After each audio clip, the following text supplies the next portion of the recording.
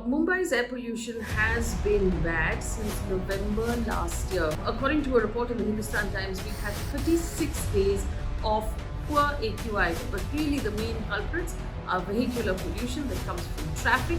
Now, according to one report, Mumbai has more than 1,500 active construction sites right now. It's time to talk about Mumbai's air pollution.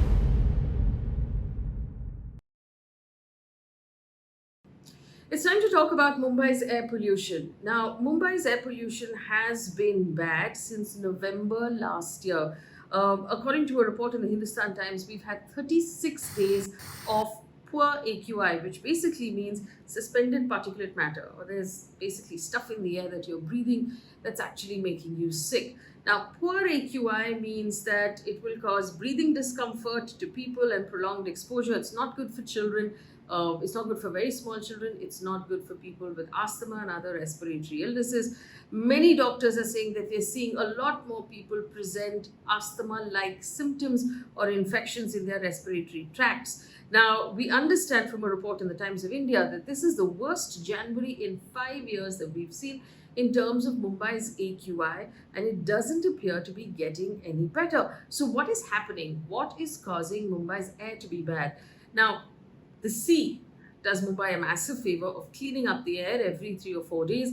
The sea breeze slows down every winter, which is why we can see it hanging in the air. There's no rain, and that adds to it. But really, the main culprits are vehicular pollution that comes from traffic, also traffic that's standing still, and construction sites. Now, according to one report, Mumbai has more than 1,500 active construction sites right now, and there are no rules about green screening to keep the dust into those sites, and of course no rules about washing down the tires of the trucks coming out of those sites that tend to bring dust to the rest of the city as well.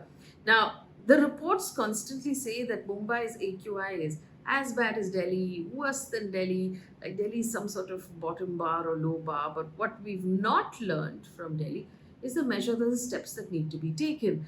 Now, Delhi learned the hard way, but Mumbai doesn't seem to have learned at all. There has been really no steps or comments from the BMC that runs this city, that is responsible for it, or the state government in either bringing out some rules for construction sites, reducing vehicular traffic in any way, not exposing our children, for example, who are going to school in this sort of air, and just allowing this to continue. For example, the worst AQI is in BKC. Where most of the offices are, where several of the schools also are.